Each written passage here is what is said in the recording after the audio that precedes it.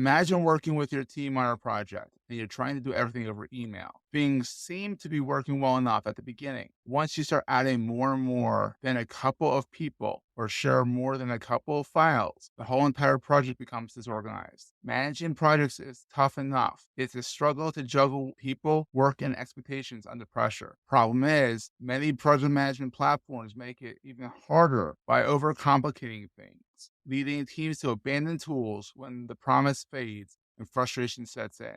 That's when teams turn to Basecamp. Famously straightforward and effective, teams stick with it, and projects thrive on it. Basecamp makes collaborating on projects easy without having to waste time. Teams that use Basecamp send less email and have fewer meetings. If you are struggling with projects, sign up for Basecamp.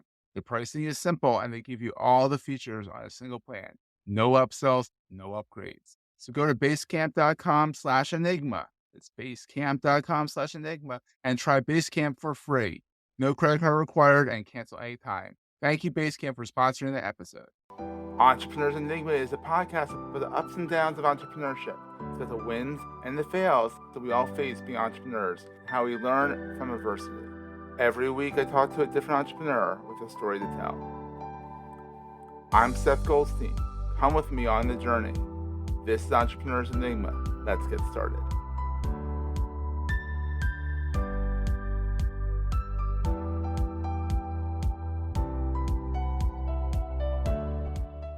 Hey everyone, welcome to another edition of the Entrepreneurs Enigma podcast. I'm Seth. I'm here with Nathan of the Nth Venture, which is it's a venture VC firm, but it's also, from when we talked before, you said it's also kind of an incubator of sorts. Yeah, it's a venture studio is probably the most applicable term for it. So the studio provides a core set of services for the businesses that we create or bring into the studio, and that allows each team to focus almost entirely on their strategy and their execution and ramping fast to profitability, while they've got an expert team that can help them navigate all the different things that happen during the various stages of growth. And we're doing it not just for them, but for lots of other businesses. So it helps us to be effective. Is there any other ventures, VC/VC studios like this? Or are you kind of the only one? There are a few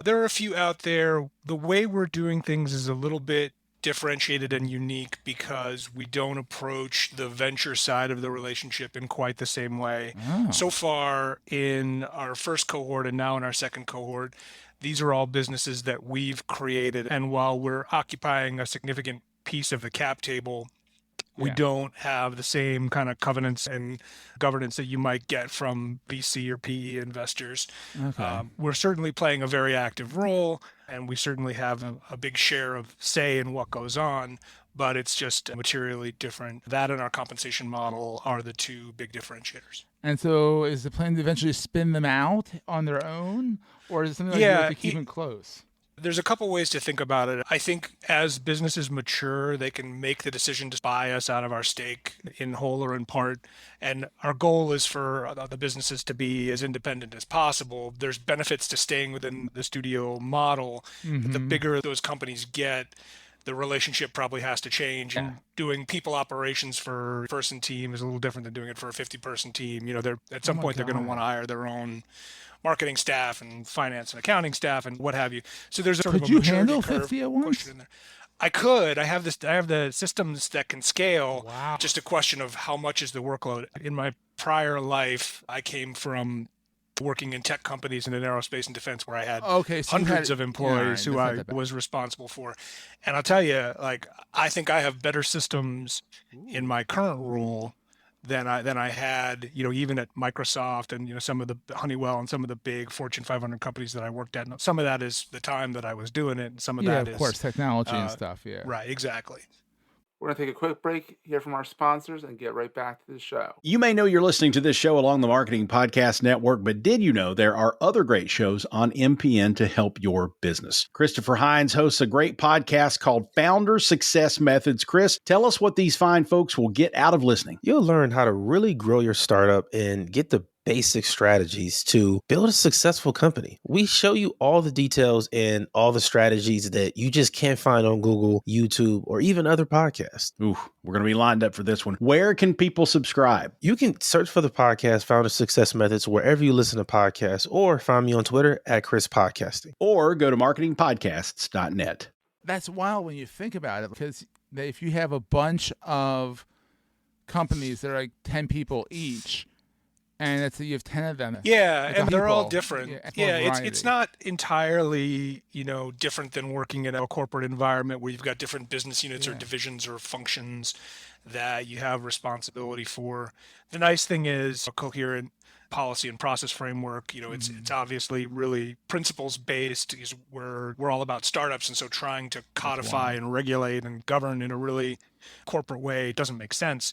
But there's consistency there in how we approach it. It's not going to be wildly different how we do things for our podcasting company than it is how we do things for our custom packaging company, for example. A lot of the issues are going to be handled in the same way, with the same system, same framework, and have context across all those businesses. Well, so it makes it's an advantage. That's good, because you'll still have time to ride your motorbike. Yeah, exactly. As long as you have time to play and have fun, and there's some balance in life, and you're not managing and not like doing 500 person companies times 10. Ridiculous. I realized a couple of years ago that exercise and how you spend your leisure time are really so important for how you come to your professional life. So I think you're dead right on about the balance thing. The better you manage that, the more effective you're going to be in all aspects of your life. Importantly, your professional life, your personal life, everything else. You know who you are, and you've got your priorities straight, then you're going to be more effective at what you do. Absolutely. So what do you like about entrepreneurship? What's the best thing about it? We founded the company with the goal of setting talented people free through the power of ownership. And that sort of resonates through everything that we do, is allowing people, including ourselves, to have this professional declaration of independence. Oh, I love that. So as owners, there's a level of freedom and autonomy that comes with it. There's plenty of responsibility and headaches and heartaches and of course, all the other stuff that comes with it, but it's yours. And that's by design. And working for someone else is fine. There's lots of smart people. You get to do really cool and creative and challenging things. You learn and grow. All that is fabulous. In our world, you get all that, plus you are an owner. Yeah. And there's just something about that really fundamental and energizing, and it makes it worth all the struggle you have to go through. Missing some of the luxuries and comforts of a corporate environment makes it worth it, because you can say, I built this and I own this. That's a really powerful feeling.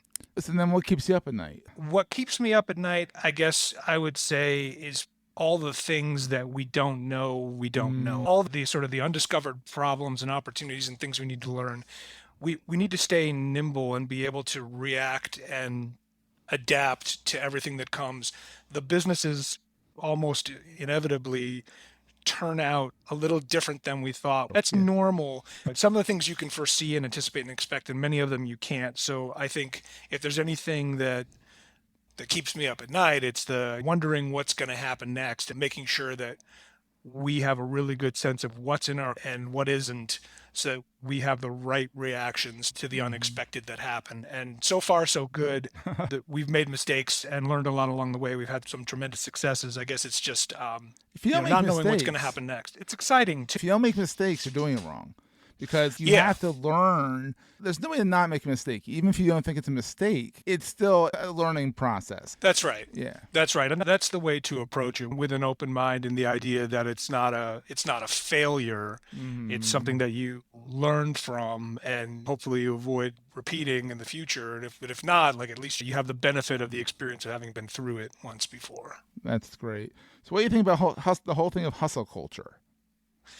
All in favor of people being passionate about what they do and putting in extraordinary effort to see it through. I think there's a bit of a glorification or reification of the grind for its own sake, and that I have a bit of an allergic reaction to. I love it. Working hard is virtuous when you're working on something that's valuable. Working hard for its own sake is not. And so I think it's all a matter of perspective, especially when you're wading into areas where you don't have the knowledge or expertise that you could be relying on somebody else or partnering with somebody else to get the benefit of. It's great to go and learn and get the hard knocks and develop the experience and knowledge and skills, but sometimes it's better to consult and collaborate and look left to right before you go and do. And certainly, oh, I worked 100 hours this week. Well, yeah, so what? What did you achieve? What did you accomplish? If you're measuring the wrong thing, I think is what I would say to that is I'd much rather talk about what you accomplished than how hard you worked. And in fact, I would applaud somebody who's able to accomplish a lot without overworking themselves. That's almost a talent if you think about it. The whole accomplishing a lot without burning out. Even if you're not trying to hustle for the sake of hustling, it's still hard when you're in the startup world and you're building a startup, you're building up your baby, you're in your studio or you're doing it on your own, bootstrapped, whatever. It's hard to not feel the pressure to hustle and be busy to be busy. Yeah. But you need to, you need that though. That's one of the things I think that's appealing about the model that we have is for a lot of founders, they start out having to wear every hat because the buck stops with them for everything. In our model, what we can say to a president that we hire to run a business, we can tell him or her, hey, look, you have all this help and people who are compensated only based on your success, who are coming in to make you successful, and you don't have to worry about educating yourself on all the stuff that you may or may not know, or learning, relearning, unlearning, any of that stuff. You can call on the help that's already there, people who are properly incentivized to help you get it done, and you can focus on what really matters, which is getting your product or service market fit right, learning and testing different approaches, adding customers, generating revenue. That's what you need to be doing, not worrying about all these other ancillary things. That's why you hire a team to help you. And in this case, you've got the studio framework so it's compelling. And they have you to deal with the HR stuff. Exactly. Yeah. And by the way, instead of having to do a lot of the stuff manually, there's the systems that help automate things. When we started out, I didn't have that stuff. And so I was manually going through LinkedIn postings and creating spreadsheets with candidate information. Oh, that sounds horrible. Tracking. Well, it's not a lot of fun. So very quickly I realized, hey, not only do we need an HCM system, but we need an ATS to go with that HCM system, because it's going to make us faster, more effective. It's going to automate or at least improve the efficiency of collecting and managing information. It's going to help us give candidates a better experience. It's going to make us look professional, all this stuff. And so it's worth every penny to invest in that. And the great news is that those systems can scale with you, whereas your sweat only scales so far. So what is the most important thing to carry with you all the time? The motivation that we had in starting this and keeping that flame burning in a really meaningful and important way. The more success we have, the easier it is to kind of take it for granted, and you don't want to do that. You still want to keep that sort of scrappy and rebellious spirit. And so that's why I love going back to our professional values and our mission statement about setting talented people free through the power of ownership. If I look at that or remind myself of that as often as possible, then I remember what I'm here for, and that this is meaningful in more than the sense of being successful financially or having a pride at personal accomplishments. It's about changing people's lives by building these businesses for the better and letting the people who want to be free and build something of their own be free. That's something really, truly you can be proud of. And we think about engaging with people from different generations and cultures. I think it's something that resonates across all those. And people talk about purpose-driven employment. There's no more honorable and noble purpose that I can think of than freedom. So absolutely. There you go. That's all. I just motivated myself to go finish the rest of the day. There you go. So Nathan, where is your biggest watering hole online? Where are you hanging out the most? It's where I spend a lot of my time, because it's how we get our recruiting done. It's how we get a lot of our networking marketing done. So I spend the majority of my time there. I love Discord. We use that mostly for internal communication. Oh, really? But there's ways to get we just decided to use that instead of Slack, but it's really working out very well. There are plenty of other ways to get plugged into outside communities, like through PitchBook and others that are interesting. But I'd say that's where I spend the majority of my time, because I'm focused, people. So those social networking sites, that are professional, the ones where I'm focused. Nathan, thank you so much for being on the show. Yeah. This has been fun. I know we talked a little while back, and I'm glad we finally got you on. Yeah, so folks can check us out at nthventure.com. Definitely encourage you to look me up on LinkedIn. If you got questions or you want to learn more, happy to answer those questions myself or get you connected with the right person on the internal team. And very grateful and thankful, Seth, for you to make the time for me to be on the show. Oh, I'm so glad. This has been fun. I got myself all revved up for the rest of the day too. So I'm right like, on. yes! See, there you go. Woo-hoo! It's infectious. It is. That was a great show. Hey, if you're enjoying Entrepreneurs Enigma, please give us a review on the podcast directory of your choice. We're on all of them. And these reviews really help others find the show. Also, if you're getting value from the show and want to buy me a coffee, go to the show notes and click on the link to help me stay awake while I bring you more great episodes to your ears. That's in the show notes, and I look forward to the next episode. Take care, guys.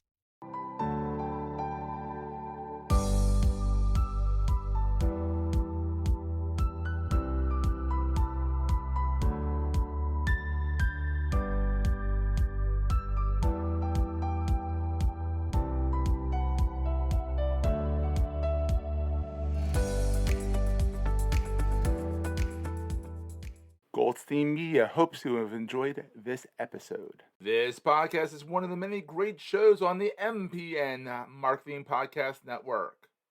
You may know you're listening to this show along the Marketing Podcast Network, but did you know there are other great shows on MPN to help your business? Kevin Hunt is one half of a great podcast called Hansen and Hunt on MPN. Kevin, tell us what these fine folks will get out of listening. Hansen and Hunt is a place for marketers and communicators for brands, companies, and organizations of all kinds to stay on top of industry news and trends. Eric Hansen and I discuss things that make them think, things that help them do their jobs better, things that help them hopefully show up smarter with the boss. We are a monthly show, and we've been at it since 2014. Awesome. Where can people subscribe? Their preferred podcast app, of course, or head to hansenandhunt.com or follow our show at marketingpodcast.net. You heard him, folks. Go subscribe. This podcast is heard along the Marketing Podcast Network. For more great marketing podcasts, visit marketingpodcasts.net.